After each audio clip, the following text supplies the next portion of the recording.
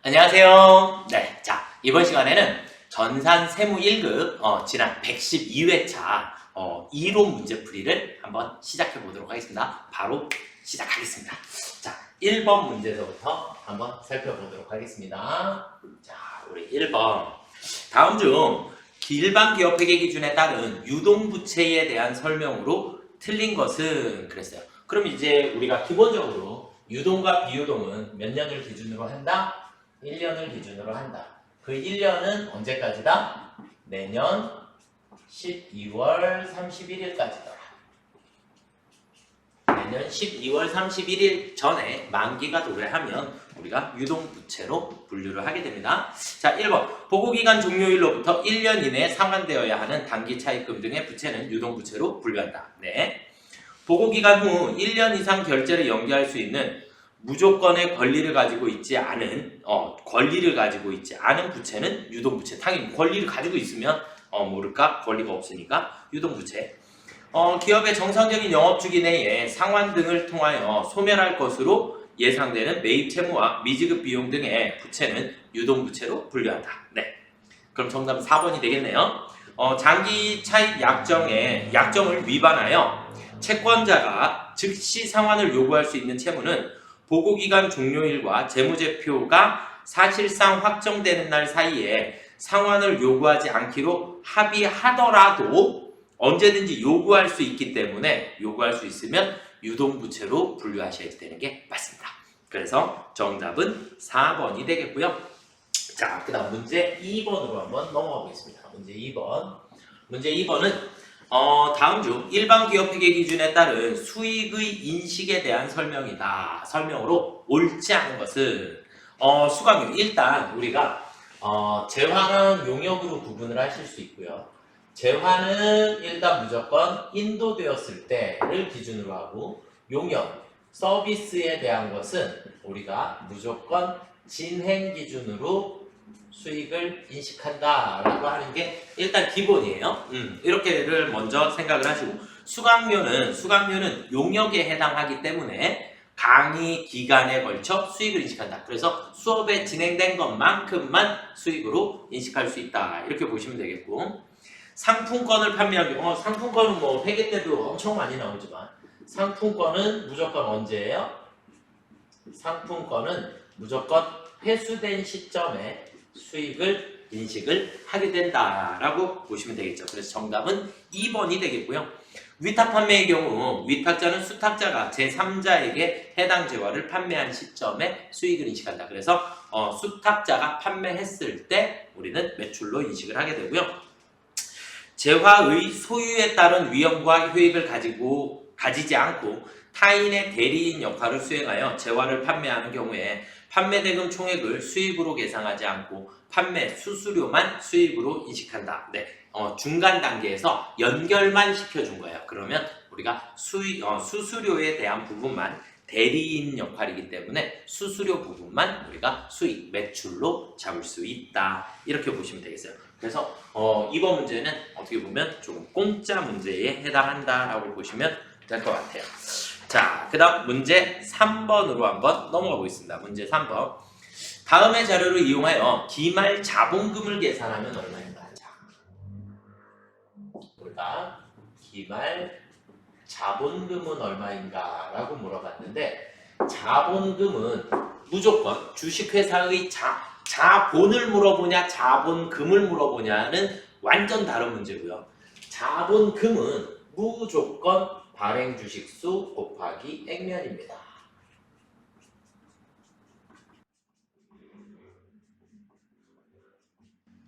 발행 주식수 곱하기 액면. 그러면 우리가 1번서부터 4번까지의 예제가 있는데 총 몇 주를 발행했는지만 찾아주시면 액면을 곱해주시면 답이 나오겠죠. 자, 1번 보겠습니다. 1번 만주를 유상 증자하였다. 만주를 12,000원에 증자하였다. 그랬죠. 그러면 일단 만주가 발행이 됐고요.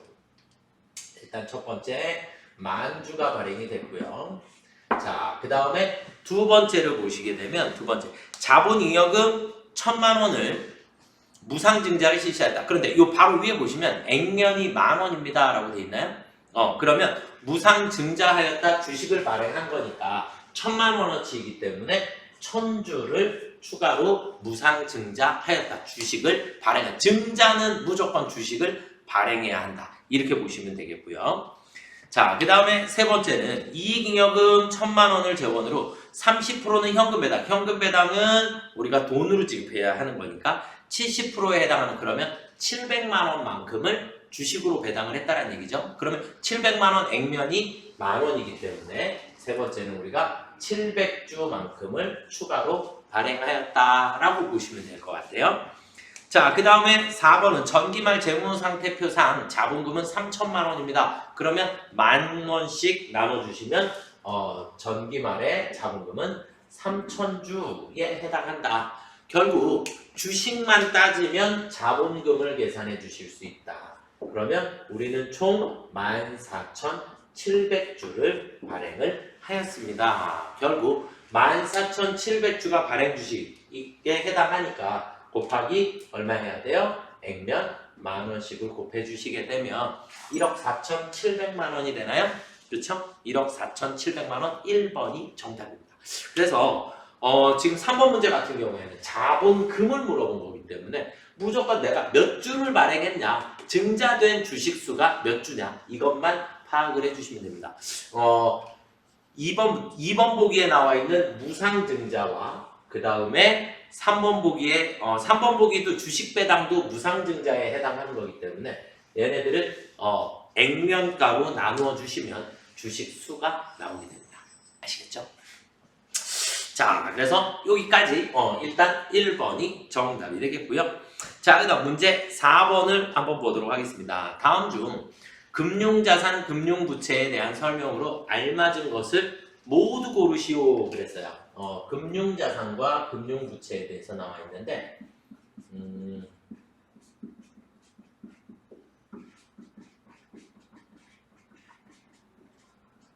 우리가 단순하게 따지면 금융자산은 이후에 돈이 들어와야 할 자산을 금융자산이라 하는 거고요. 금융부채는 말 그대로 오늘 이후에 나중에 돈으로 나가야 할 것들을 우리가 금융자산, 금융부채라고 얘기해요. 뭐 대표적으로 외상매출금, 미수금, 대여금 이런 것들이 있을 수 있고 외상매입금, 뭐 미지급금, 뭐 차입금 이런 것들을 우리가 금융부채다라고 얘기를 할 수 있게 돼요. 그러면 금융자산이나 금융부채에 해당하지 않는 것들이 어떤 것들이 있냐? 금융자산이나 금융부채에 해당하지 않는 게 선급금이라는 자산, 그 다음에 선수금이라는 부채가 있어요. 대표적으로. 그래서 선급금은 계약금을 미리 준 거기 때문에 나중에 뭐가 들어와요? 상품이 들어오겠죠. 그래서 돈이 들어오는 게 아니더라.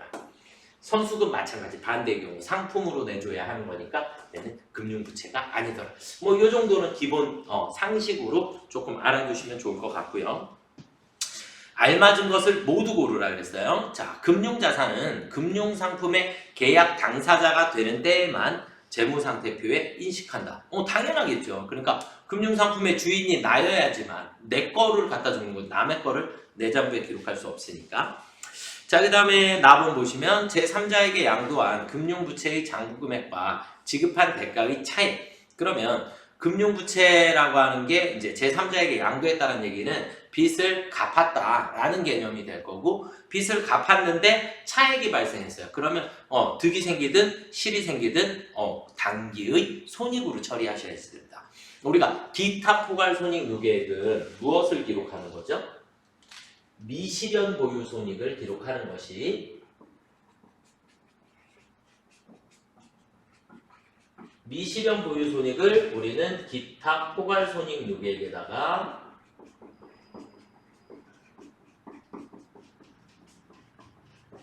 으로 처리를 하게 되는데 제가 수업 시간에 엄청 강조를 드리는데 미실현 보유 손익이라고 하는 것은 보유하고 있기 때문에 손익이 발생했다. 그런데 실현이 되었다 안 되었다? 아직 실현이 되지 않았다. 거래가 아직 끝나지 않았다. 거래가 마무리가 안 됐을 때 처리하는 게 기타 포괄 손익 누계액이에요. 그런데 지금 문제상에서는 뭐라 했어요? 제3자에게 양도했다 그랬죠.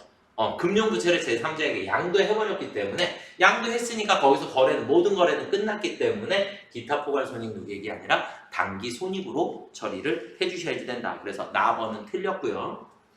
자, 그 다음 3번. 금융자산이나 금융부채의 후속 측정은 상각 후 원가로 측정하는 것이 일반적이다 그랬는데 상각 후 원가는 뭐를 반영한?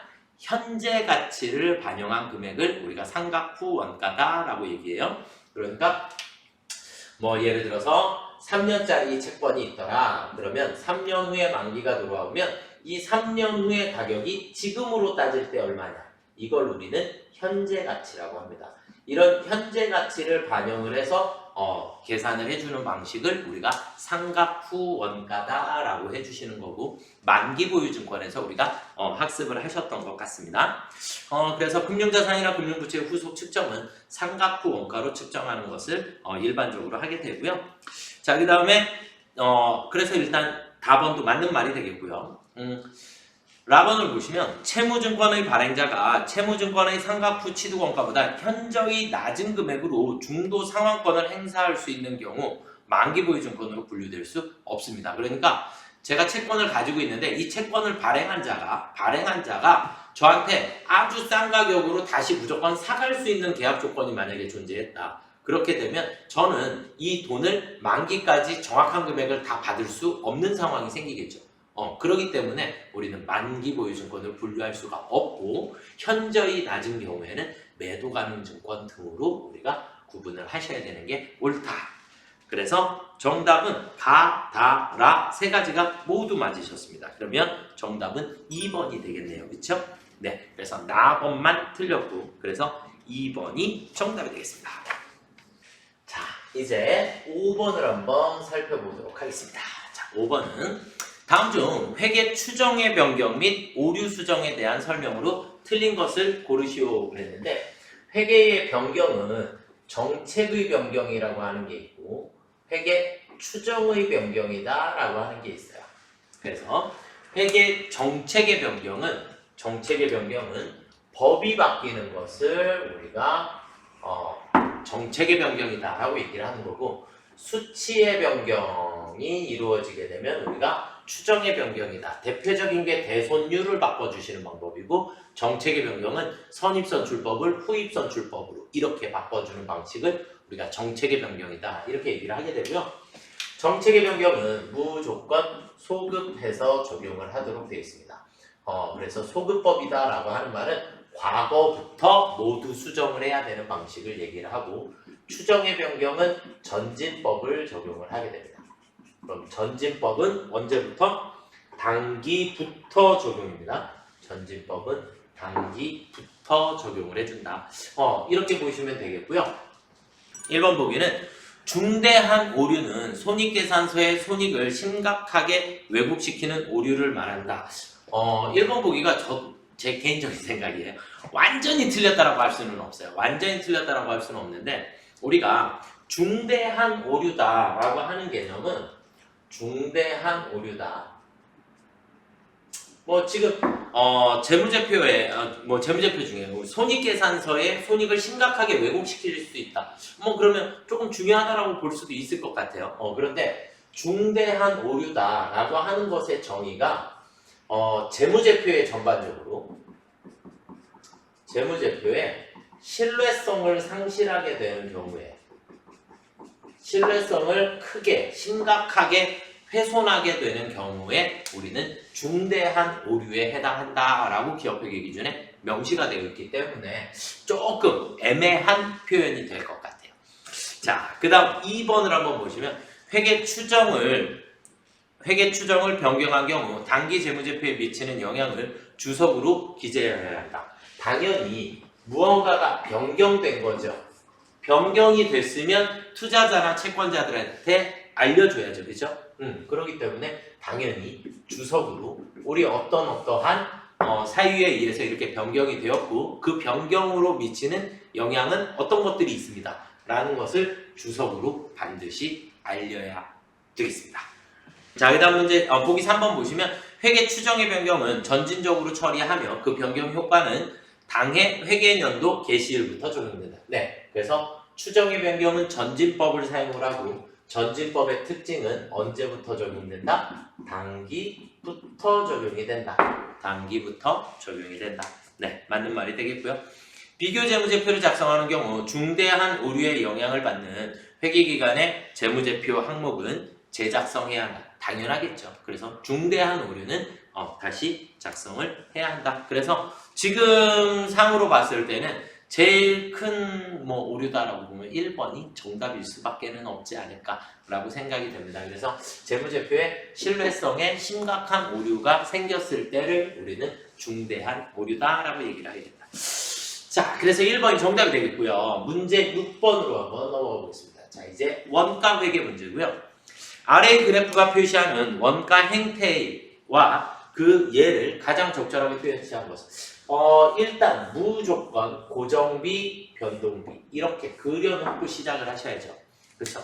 무조건 고정비는 단위당 원가가 점점 떨어지고 변동비는 단위당 원가가 일정한 원가를 나타내 주고요. 우리 고정비의 대표적인 게 뭐뭐 있다 그랬죠? 감, 임, 보세가 있어요. 감, 임, 보세, 감가상각비, 임차료, 보험료, 세권가 얘네들을 우리가 대표적인 고정비로 볼 수 있겠습니다. 그래서 그래프 가번은 고정비에 해당하고 그래프 나는 변동비에 해당하는 거죠. 그렇죠? 단위당 원가가 나왔고 얘는 총원가가 나왔으니까 그러면 일단 1번 보기 틀렸고요. 2번 보기도 틀렸고 3번 보기 고정원가에 해당하고 감가상각비가 대표적인 겁니다. 라고 돼 있으니까 3번이 정답이 되겠죠. 4번은 변동비는 맞지만 변동비는 뭐를 변동비라 그래요? 직접 원가를 다 변동비라 하고 그리고 변동제조간접비가 있습니다. 변동제조간접비가 있고 지금 4번 보기에 임차료라고 나와 있는 거 임차료는 여기에 있어요. 고정비에 해당합니다. 매월 동일한 금액이 지출이 되기 때문에 그래서 정답은 3번이 되겠습니다. 문제 7번은요. 솔직히 시험 문제에 나오면 저는 풀으라고 말씀을 드리는데 일단 나머지 문제들을 다 풀고 난 다음에 다시 오셔야지 돼요. 다시 오셔야지 되고 왜냐면 풀이하는데 시간이 조금 걸릴 수 있기 때문이에요. 각 합제를 완전히 다 외우신 분들은 문제가 조금 쉬워질 거고요. 그게 아니신 분들은 조금 어려워질 수밖에 없더라. 일단 우리가 A 제품, B 제품, C 제품 세 가지가 있어요. A 제품, B 제품, C 제품 세 가지가 있는데 우리가 순실현 가치법이다 라고 하는 게 뭐냐면 A 제품의 실제 판매 원가가 얼마냐 실제 판매 가격 그러니까 순실현 가치다 라고 하는 말 자체가 직접 재비용 판매가 매출액에서 직접 재비용을 차감한 금액이에요. 그러면 생산량이 1000개고 판매 가격이 2,000원이니까 200만 원이 나올 건데 판매 가격이 200만 원이 나올 건데 이 200만 원에서 우리가 추가 가공 원가가 20만 원이 발생을 하기 때문에 20만 원을 빼주시면 180만 원만큼의 판매 원가가 나오게 되고요. 이 판매 가격이 순실현 가격이 B 제품은 800개에 2,500원이니까 얘도 마찬가지 200만 원이 나올 거고 거기에서 우리는 추가 가공원가 50만 원을 빼주시게 되면 B 제품의 순실현 가능액은 150만 원이 나오게 됩니다. 150만 원이 나오게 되고 그 다음에 C 제품은 1,700개에 1,000원이니까 170만 원의 판매가가 나올 거고 여기에 재비용이 없기 때문에 직접 가공비가 없으니까 빼고 나면 170만 원만큼이 얘가 순실현 가능액이에요. 순실현 가능액. 그러면 이 순실현 가능액을 계산을 하고 나면 우리의 결합원가는 뭐냐면 이 셋이 같이 쓴 제조원가가 얼마냐? 85만 원이라는 뜻이에요. 그럼 이 85만 원을 순실현 가능액을 기준으로 해서 이 값을 기준으로 해서 배분을 할 것입니다. 배분을 할 것이고 그러면 A 제품을 배분을 한다 라고 하면 A 제품의 식은 무조건 각 합제해 주시면 되고요. 각은 각각각이에요. 계속 바뀌어요. A, B, C가. 합은 각각각의 합을 얘기하는 거고요. 그러면 우리가 A 제품의 제조 원가를 구하고 싶다. 그러면 나는 180만 원. A 제품의 순실현 가치 180만 원이고요. 곱하기 각각각이니까 얘가 각이에요. 그럼 각각각의 합은 300, 400, 500이 되겠고요. 분의 제조간접비 85만 원입니다. 85만 원. 이해가 되셨나요? 네. 그러면 36이 나오니까 계산기를 잠깐 써야겠네요. 자, 계산기를 한번 써봅시다. 180만 원에 곱하기 85만 원 나누기 500만 원. 그러면 30만 6천 원이 나오겠네요. 그러면 85만 원 중에 A 제품이 가지고 가는 게 30만 6천 원이더라. 이렇게 된 거예요. 그런데 지금 우리는 문제상에서 A 제품의 매출 총이익을 물어봤기 때문에 A 제품의 순실현 가능액은 180만 원이라고 했고요. 거기에 우리는 제조 원가가 30만 6천 원이 들어갔기 때문에 얘를 빼주시게 되면 우리는 얼마가 나요? 149만 4천 원이 나올 것 같네요. 이렇게 A 제품 것만 구하고자 하시면 이렇게 구하시면 되겠고, 만약에 B 제품을 구하고 싶다. 그럼 B 제품은 여기가 180만 원이 아니라 이제 얼마가 들어가면 돼요? 150만 원이 들어가면 B 제품의 제조 원가가 나오는 거고, 얘를 다시 170만 원으로 바꿔주시면 앞에 각각만 자리를 바꿔주시게 되면 각 A, B, C의 각각 제조 원가를 계산하실 수 있게 됩니다. 그래서 이 문제는 연습이 조금 필요하지 않을까라고 생각이 듭니다. 그래서 지금 현재는 A 제품의 매출 총이익은 149만 4천 원이 정답입니다. 다시 돌려서 보세요. 아시겠죠? 그래서 꼭 이해를 하셨으면 좋겠다라고 생각은 합니다. 자, 그 다음 문제 8번으로 한번 넘어가 보시도록 하겠습니다. 문제 8번. 문제 8번은 우리가 가공 당사는 선입선출법에 의한 종합원가 계산을 적용하고 있다. 단기 가공원가에 대한 완성품 환산량 단위당 원가가 10원인 경우 다음 자료에 의하여 단기 가공원가 발생액을 계산하면 얼마인가 그랬는데, 이건 저한테 수업 들으신 분들은 선입선출법이다 라고 하는 거에 공식을 어떻게 배웠냐면, 기말에서 곱하기 완성품 수량 마이너스 기초 수량 플러스 기말 수량 분의 단기분입니다. 이렇게 했었어요. 이게 선입선출법의 기말 재고액을 계산하시는 방법이고, 우리는 분모에서 완성품 환산량이라는 걸 계산을 하시게 될 거고, 그리고 전체 분수에서 단위당 원가를 계산하실 수 있게 돼요. 여기에서 우리는 단가를 계산하실 수 있게 됩니다. 자, 그런데 우리가 문제에서 주어진 게 완성품 환산량 단위당 원가가 10원일 경우, 얘가 이 분수가 10원이래. 이 분수가 10원입니다. 그런데 문제에서 물어본 건 단기 가공 원가 발생액을 계산하면 얼마인가? 이 위에 있는 이 단기 발생액, 얘가 얼마냐? 라는 걸 물어봤어요. 그럼 완성품 환산량 계산하셔서 완성품 환산량에 곱하기 10을 해주시면 단기 발생 원가를 계산하실 수 있겠죠. 그러면 완성품의 원가, 완성품 수량 몇 개예요? 1900개 마이너스 기초 수량 400개인데 조업도가 40%니까 160개를 빼주시고, 플러스 다시 기말 700개인데 20%니까 140개. 이해가 되시나요? 네, 이렇게 계산해 주시면 1880개가 나오겠는데 20개를 더 빼면 되니까, 그렇죠? 그러면 완성품 환산량은 1880개. 그럼 단가가 10원이니까 단기분은 18,800원이 되겠죠. 그렇죠?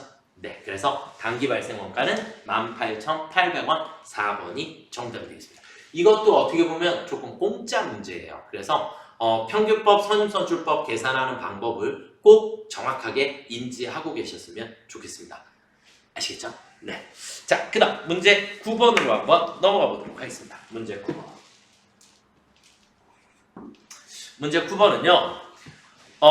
당사 판매부에 광고 선전비를 제조 원가로 잘못 회계 처리하였다. 회계 처리한 경우 재무제표에 미치는 영향으로 옳은 것은 그랬어요.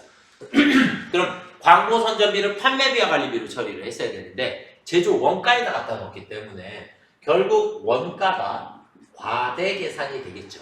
그렇죠? 원가가 과대 계산이 된다는 얘기는 이익이 과소 계산이 된다.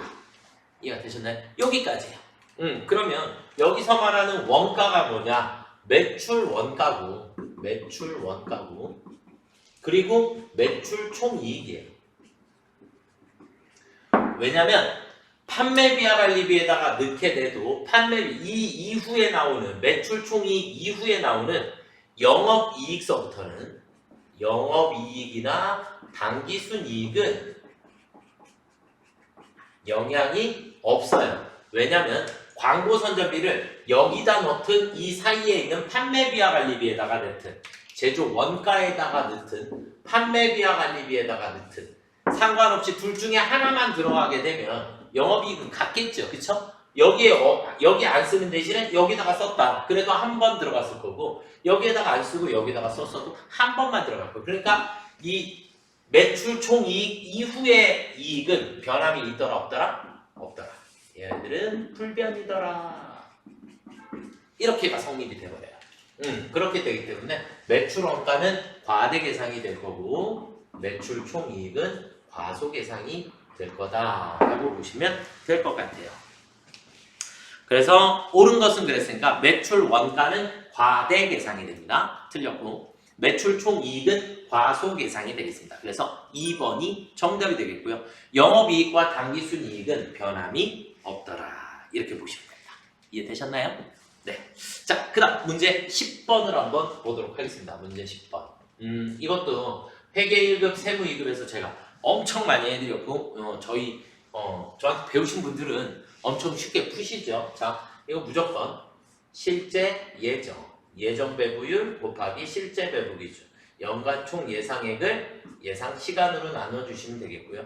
과대 배부가 될 수 있고 과소 배부가 될 수 있더라. 그냥 이렇게 갖다 놓고 숫자를 채워주시면 됩니다. 자, 그러면 실제 제조간접비 발생액은 10만 원이래요. 실제 제조간접비 발생액은 10만 원. 실제 노무시간은 500시간이라고 했고요. 그 다음 예정 배부율은 시간당 배부율이 190원이 나와 있기 때문에 그러면 얼마예요? 5, 5, 9, 45 그러면 95,000원인가요? 95,000원 이렇게 나오니까 실제가 더 크죠? 얼마가 더 커요? 5,000원 그러면 5,000원만큼 과소배부되었습니다. 4번이 정답입니다. 이해가 되시나요? 그냥 그대로 외우시고 그대로 갖다 자기 자리에만 채워주시면 조금 쉽게 푸시지 않을까라고 생각이 듭니다. 자, 그 다음은 11번으로 넘어가 보도록 하겠습니다. 다음 사례에 대한 수정세금 계산서 발급 방법으로 적절한 것은 무엇인가? 우리가 11번 문제를 푸시실 때 수정세금 계산서는 우리가 한 매를 발급해야 하는 경우와 두 매를 발급해야 하는 경우를 여러분들이 조금 인지를 하고 계셔야 돼요. 예를 들어서 공급가액이 변동이 됐다. 변동이 되면 그 금액만큼을 빼주시면 되기 때문에 한 매만 발급을 해주시면 돼요. 그런데 처음서부터 금액을 잘못 적었다. 잘못 적게 되면 처음에 거는 마이너스로 다 지워주셔야 되고 다시 새롭게 발행을 해주셔야 돼요.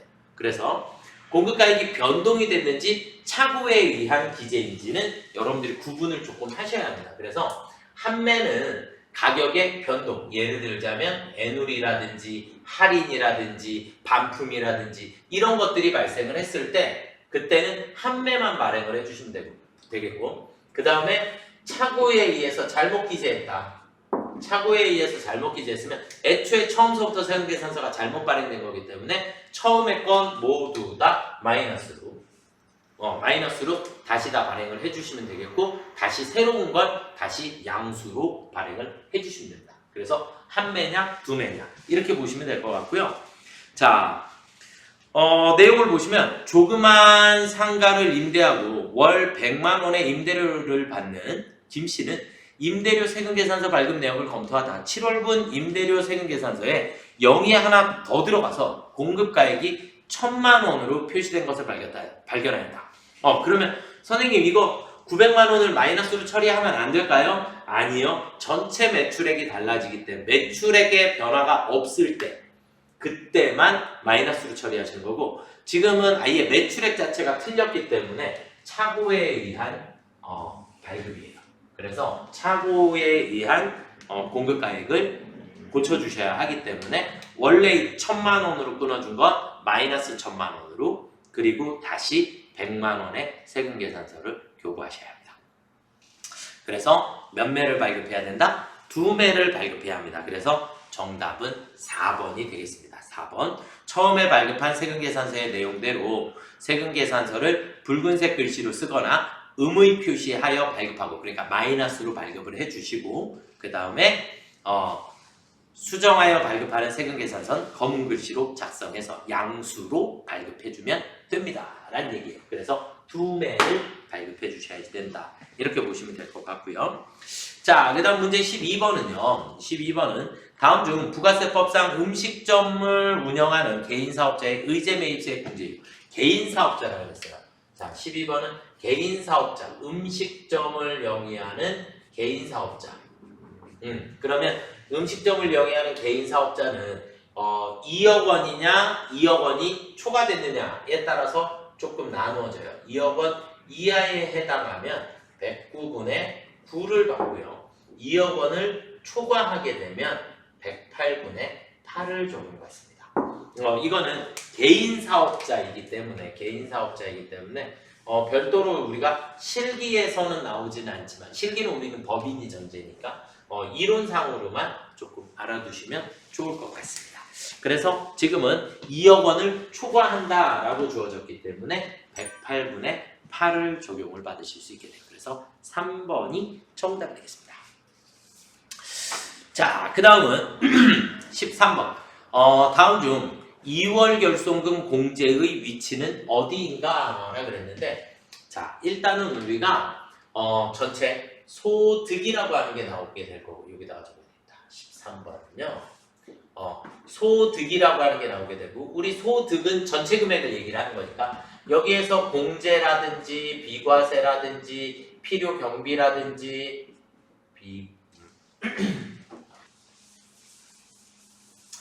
공제라든지 비과세, 필요 경비 뭐 등등등을 빼주시고 나면 우리는 소득 금액이다라고 하는 걸 산출을 하시게 되죠.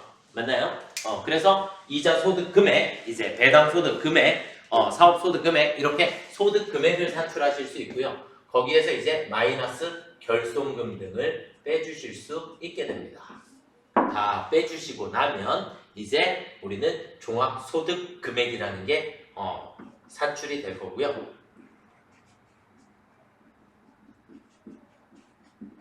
종합소득 금액이다라고 하는 게 산출이 될 거고 이제 종합소득 금액이 산출이 되고 나면 그 다음에 이제 인적 공제도 받아야 되니까 각종 소득 공제에 대해서 인적 공제라든지 아니면 신용카드 소득 공제 뭐 이렇게 소득 공제라고 하는 부분을 공제를 받으시고 나면 이제 과표가 산출이 될 거고 과표에 곱하기 세율을 곱해 주시면 세액이 나올 거고 마지막으로 세액에 대한 공제, 세액 공제를 또 받으실 수 있게 되겠죠. 그렇죠?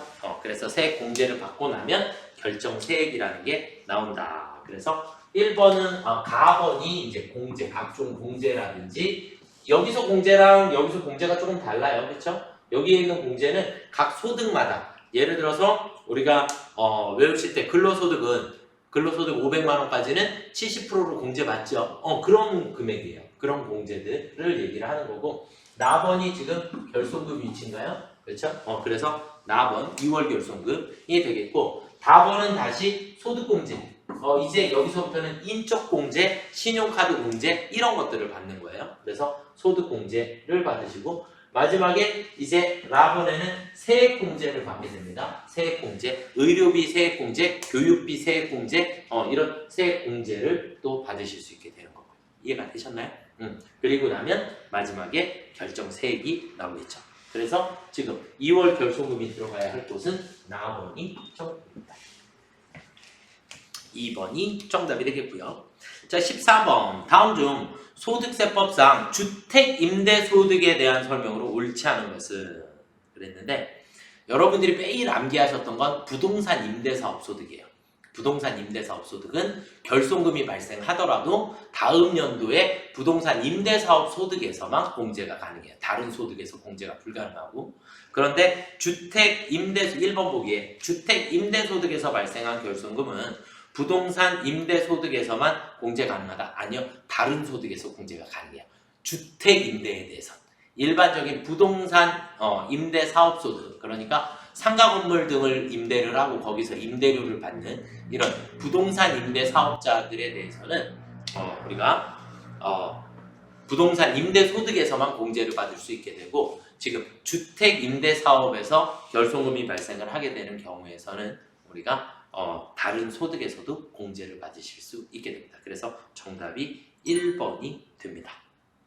나머지는 제 생각에는 안 외우셔도 그렇게 크게 문제가 되지는 않지 않을까라고 생각만 듭니다. 네, 자, 1번이 정답이 되겠고요.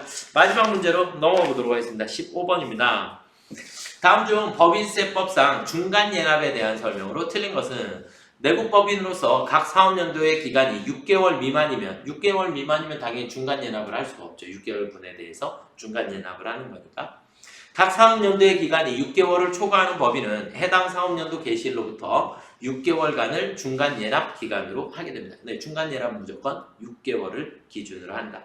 중간예납은 중간예납 기간이 지난 날부터 2개월 이내에 납부를 하셔야 됩니다. 그럼 6개월이 딱 되었습니다. 그럼 6개월이 경과한 후에 우리가 지난 날부터 2개월 이내에 납부를 해주셔야 합니다. 그래서 3번이 정답이 되겠고요. 네, 그래서 중간예납은 6개월 기간을 단위로 한다라고 이해하시면 되겠고, 그 다음에 2개월 이내에 납부를 한다, 이렇게 이해를 하고 계시면 좋을 것 같습니다. 여기까지 세무 1급 112회 이론 문제를 풀어봤고요. 난이도는 생각보다 조금 높았다.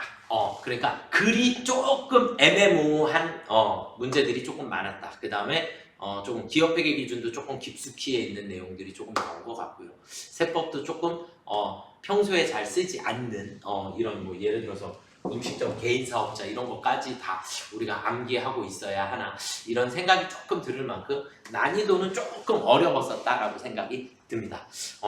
어쨌든 나왔던 문제니까 체크를 조금 잘 해주시고요.